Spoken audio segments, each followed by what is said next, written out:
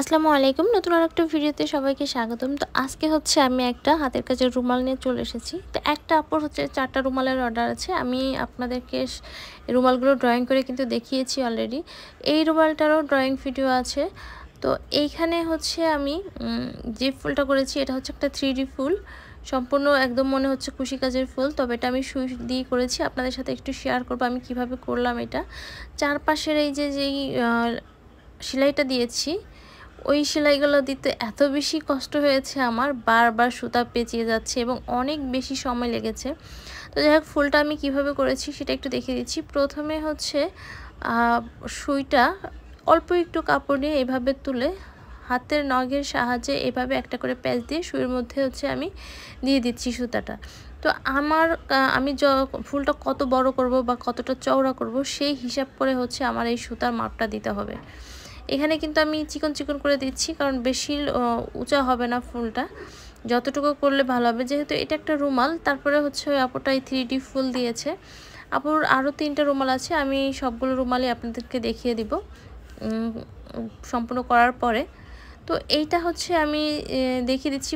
যখন আমি প্রথমে যেই ফোরটা তুললাম একটা মাঝখানের পাপড়ির মতন, তারপরে কিন্তু অ্যাঙ্গেল করে আবার তুলেছি, তারপরে আরেকটা পাপড়ি আবার অ্যাঙ্গেল করে তুলবো। তো এভাবে অ্যাঙ্গেল করে তোলার কারণে হচ্ছে ফুলটা একটা গোলাপের মতো শেপ আসবে, দেখতেও অনেক বেশি সুন্দর লাগবে। তো দেখতে পাচ্ছেন আমি কিন্তু অনেকটা সেলাই করে নিয়েছি। এখন হচ্ছে আমি আরও একটু দেখিয়ে দিচ্ছি।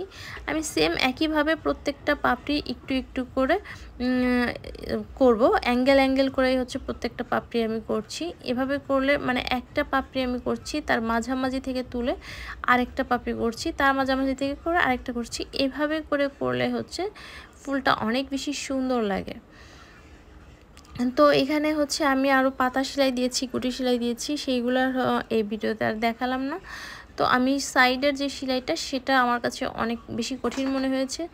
এমনিতে হচ্ছে সাইডে সুতাটা টান দেওয়া যাচ্ছে না, সাইডে ভালো মতো ফ্রেম লাগানো যাচ্ছিল না।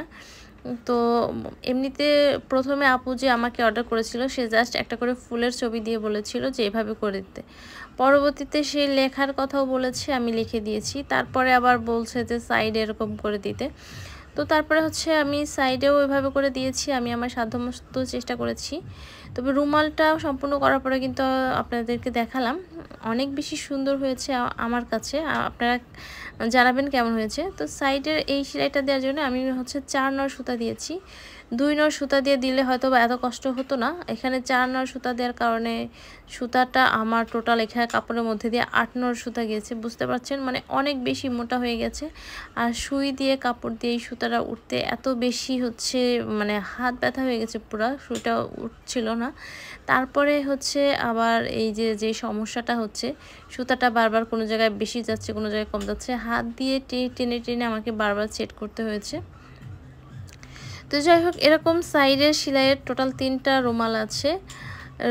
3টা রুমালের সাইডে এরকম সেলাই আছে। প্রত্যেকটা রুমালই করতে অনেক বেশি সময় লেগেছে এবং অনেক বেশি কষ্ট হয়েছে। যাই হোক, পরিশেষে যে ভালো লেগেছে কাজ করার পরে সেটাই অনেক বেশি। তো আপনারা চাইলেও কিন্তু এরকম করতে পারেন, হাতে যদি যথেষ্ট সময় থাকে আর ধৈর্য থাকে। ঠিক আছে। তো এই সাইডটা করতে বেশি সমস্যা এই সেলাইটার। যাই হোক, এই সেলাইটাই হচ্ছে সাইডে করলে বেশি সুন্দর লাগে। তো আপনারা যদি কেউ কাস্টমাইজ করে রুমাল নিতে চান, যে কোনো পণ্য নিতে চান, অবশ্যই স্ক্রিনে দেওয়া নাম্বারে আমার সাথে যোগাযোগ করবেন। রুমাল, হুপ, যে কোনো জিনিস নিতে চাইলে আপনাদের কাজটা ইচ্ছে মতন লিখে বা ইচ্ছে মতো ডিজাইন দিয়েও করতে পারবেন। তো আজকে এই পর্যন্তই, ভালো থাকবেন সবাই। কাজটা কেমন হলো জানাবেন। আল্লাহ হাফেজ।